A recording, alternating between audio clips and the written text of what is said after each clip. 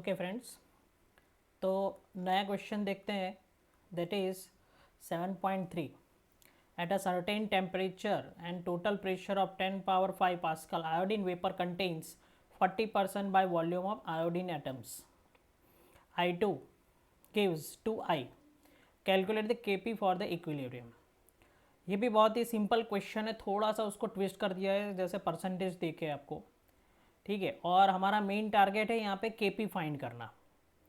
और आप जानते हो कि Kp अगर फाइंड करना है आपको तो उसके लिए हमें दोनों कंपोनेंट्स के, जैसे यहाँ पे दोनों कंपोनेंट्स है I2 एंड I है, तो इन दोनों कंपोनेंट्स के हमें पार्शियल प्रेशर्स चाहिए। हमें दोनों के पार्शियल प्रेशर फाइंड करने पड़ेंगे। अगर दोनों के पार्शियल प्रेशर अगर हमें फाइंड करने हैं तो हमारे पास एक फॉर्मूला है जो आपने चैप्टर नंबर 5 में स्टेट्स ऑफ मैटर में पढ़ा हुआ है कि partial pressure of any component is equal to mole fraction into its partial pressure, और sorry total pressure. Partial pressure of any component is equal to mole fraction into its total pressure. तो यानी हमें सबके यहाँ पे mole fraction find करने पड़ेंगे। तो मोल फ्रैक्शन फाइंड अगर करने हैं तो हमारे पास बहुत ही सिंपल क्वेश्चन है यहाँ पे कि जैसे यहाँ पे हमें रेशियो दिया हुआ है कि ratio of moles of I2 is to I, that is given 60% to 40%, 60% to 40%। क्योंकि आप कहोगे सर 60 कहाँ से आया, तो आप देख सकते हो यहाँ पे आयोडीन एटम्स अगर 40% है तो I2 कितना होगा 60%। तो इसका अगर रेशियो सिंप्लीफाई कर दे तो we will get 3:2, that is the ratio of moles of iodine and I। अगर हमें दोनों के अगर मोल फ्रैक्शन फाइंड करने तो आप जानते हो मोल फ्रैक्शन का जो फॉर्मूला जो है वो क्या है, उसके मोल्स अपॉन टोटल मोल्स। तो यहाँ पे देख लेते हैं कि मोल फ्रैक्शन ऑफ I2, अगर मोल फ्रैक्शन ऑफ I2 की अगर बात करें तो I2 के मोल्स क्या है 3। आप यहाँ पे देख सकते हो I2 के मोल्स कितने हैं 3 है, ठीक है। और दोनों के अगर हम टोटल कर देंगे तो यहाँ पे हमारे पास आंसर आने वाला है 5। सेम चीज मोल फ्रैक्शन ऑफ आयोडीन, तो आप यहाँ पे देख सकते हैं आयोडीन के मोल्स कितने हैं 2, तो यहाँ पे हम लिख लेते हैं 2 एंड अपॉन क्या हो जाएगा 5। तो अब हमारे पास दोनों के मोल फ्रैक्शन की वैल्यू है, ठीक है। और हमारे पास टोटल प्रेशर भी दिया हुआ है, तो टोटल प्रेशर जो दिया हुआ है दैट इज 10 पावर 5। तो दोनों के मोल फ्रैक्शन आने के बाद हमारे पास फॉर्मूला क्या है, टोटल प्रेशर जो है दैट इज 10 पावर 5, और पार्शियल प्रेशर का जो फॉर्मूला है जो हमने चैप्टर नंबर 5 में देखा था that is PA is equal to XA into P total. तो ऊपर की दोनों वैल्यूज़ हम यहाँ पे सब्सटीट्यूट कर लेते हैं। सबसे पहले एक हम बात करते हैं कि अगर मुझे प्रेशर ऑफ I2 अगर फाइंड करना है तो यहाँ पे मोल फ्रैक्शन I2 के लगा दूंगा दैट इज़ 3/5 जो यहाँ पे दिए हुए हैं, और टोटल प्रेशर क्वेश्चन में ऑलरेडी दिया हुआ है दैट इज़ 10 पावर 5, और प्रेशर ऑफ I2 दिया हुआ है, sorry pressure of I only, pressure of I, तो प्रेशर ऑफ I भी दिया हुआ है क्वेश्चन में, हम फाइंड कर सकते हैं। उसके मोल फ्रैक्शन क्या है 2/5 इंटू 10 पावर 5। अब हमारा क्वेश्चन इतना सिंपल है कि भाई क्या फाइंड करना है Kp।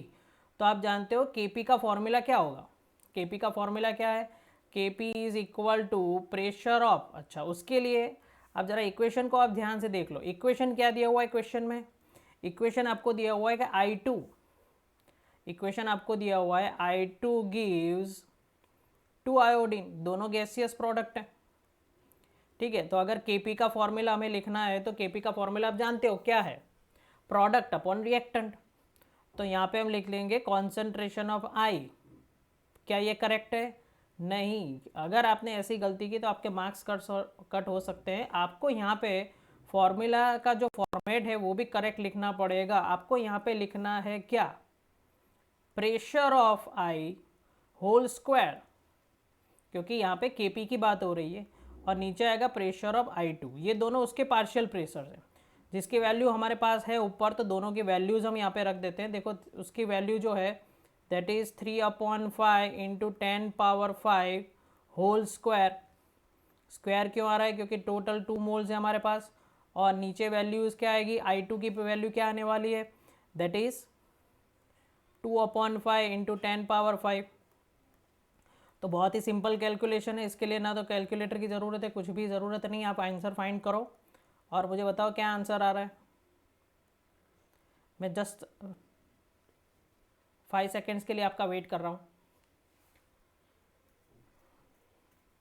हाँ, तो देखिए, अगर विदाउट कैलसी भी आपको करना है तो बहुत ही सिंपल है। यहाँ पे अगर हम ले लेते हैं 3/5, सिंपल 3/5, 3/5, वैसे मैं मैथ सिखाने यहाँ पे नहीं बैठा हूँ, फिर भी आपको बता देता हूँ, 10⁵ 10⁵, ठीक है, और नीचे क्या आ जाएगा 2/5 इंटू 10⁵।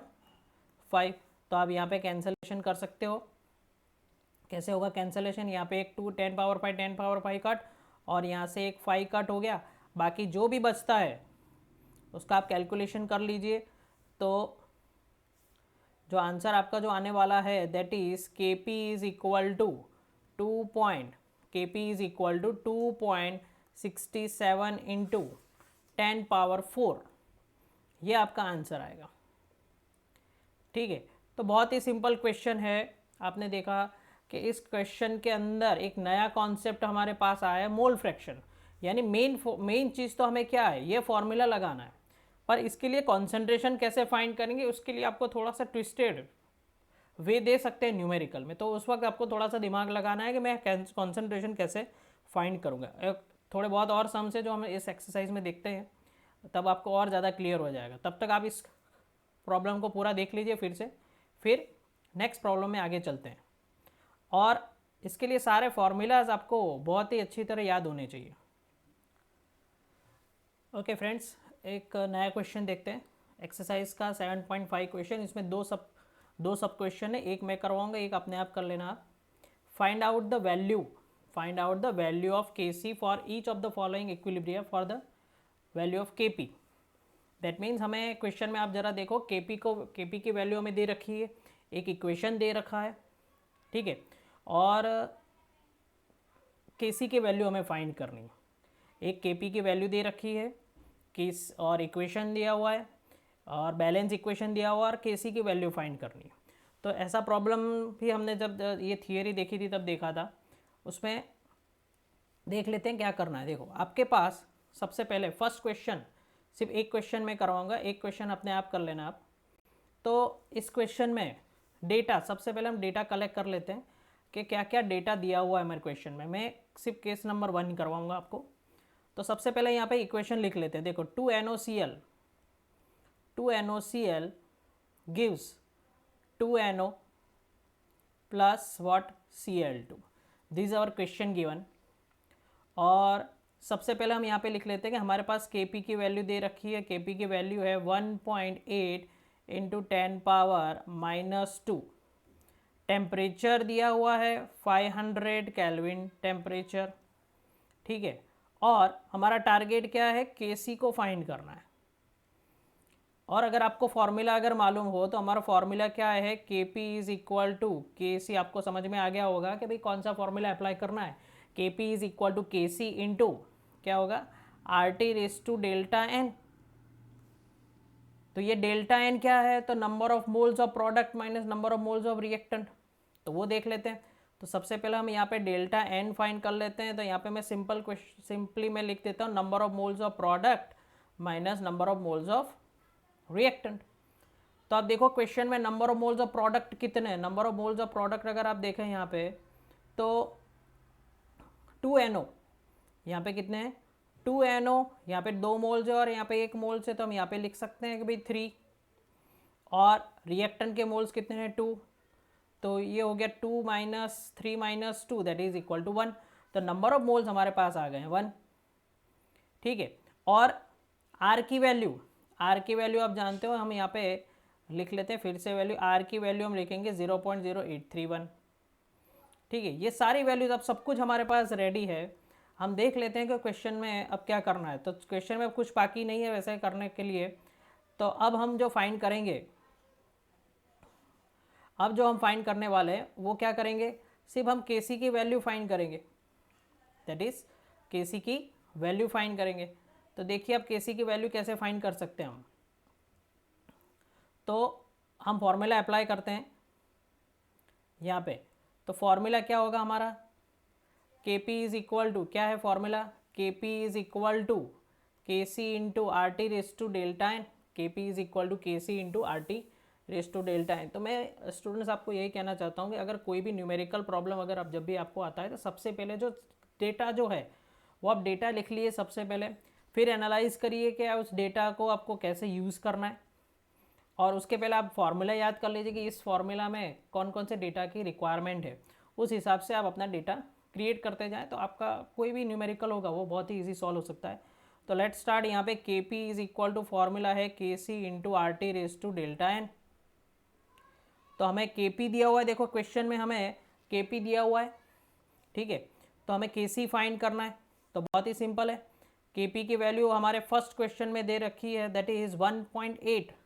अब देखिए क्वेश्चन में यहाँ पे दे रखा है 1.8 into 10 power -2 K C we want to find. R की वैल्यू है 0.0831 और temperature is also given that is 500 kelvin, तो यहाँ पे केल्विन में ऑलरेडी रख लेते हैं। और डेल्टा एन की वैल्यू अभी हमने फाइंड की थी 1।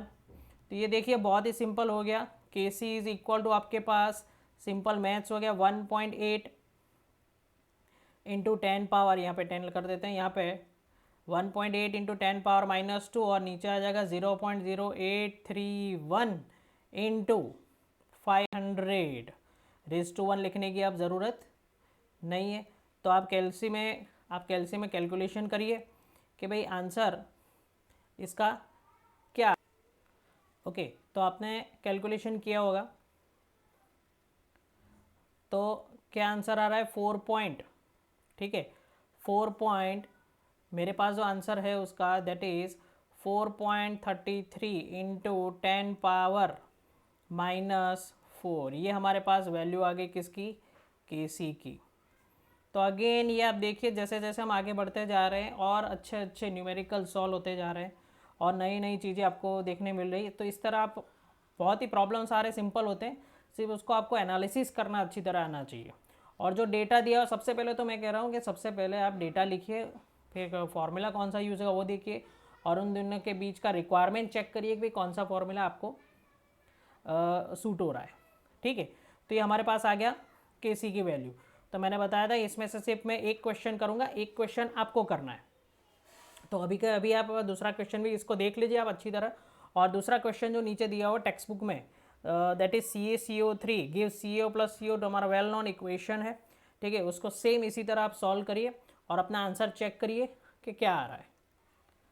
ओके फ्रेंड्स, तो नया क्वेश्चन देखते हैं।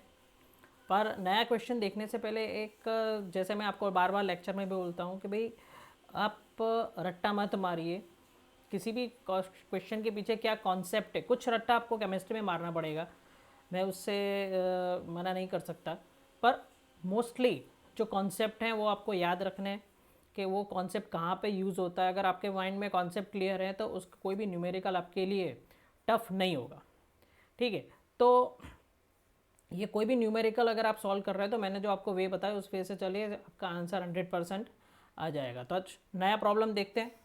तो नया प्रॉब्लम जो है हमारे पास दैट इज़ 7.6 क्वेश्चन है, 7.6। और इसके बारे में मैंने आपको जब लेक्चर लिया था तो मैंने कहा था कि जेई नीट में भी इस टाइप के क्वेश्चंस आते हैं। यहाँ पे तो ये डिस्क्रिप्टिव क्वेश्चन है, पर जेई नीट में सिर्फ आपको एक MCQ आएगा इसका। बहुत ही सिंपल क्वेश्चन है, देखिए for the following reaction K C is equal to 6.3 into 10 power 14 at 1000 kelvin temperature. और यहाँ पे एक इक्वेशन दिया हुआ है NO plus O3 gives NO2 plus O2, यानी नाइट्रिक ऑक्साइड जो है वो ओजोन के साथ कैसे रिएक्शन करता है, यानी ओजोन के अंदर होल कैसे होता है, वो इस इक्वेशन से हम देख सकते हैं। Both the forward and reverse reaction in the equilibrium are elementary bimolecular reaction. अगर वो फॉरवर्ड से रिवर्स जा रहा है, फॉरवर्ड से फॉरवर्ड रिएक्शन हो रहा है या फिर रिवर्स रिएक्शन बैकवर्ड रिएक्शन हो रहा है, दोनों में मॉलिकुलरिटी क्या है, सेम है। And what is the KC for the reverse reaction, हमें फाइंड क्या करना है, उसके लिए केसी फाइंड करना है। बहुत ही सिंपल क्वेश्चन है। तो देखिए सबसे पहले यहाँ पे बात कर लेते हैं कि क्वेश्चन में क्या दिया और क्या है। तो सिंपल अगर बात करें तो क्वेश्चन में सिर्फ एक डेटा दिया हुआ है, दैट इज़ क्या है, केसी। केसी की वैल्यू दे रखी है। तो यहाँ पे हम Kc की वैल्यू लिख लेते हैं, दैट इज गिवन 6.3 इंटू 10⁻14, ठीक है, एंड 1000 केल्विन टेम्परेचर, टेम्परेचर दिया हुआ है 1000 केल्विन टेम्परेचर। अब सबसे बड़ी बात है कि सर इसमें फॉर्मूला क्या यूज़ होगा।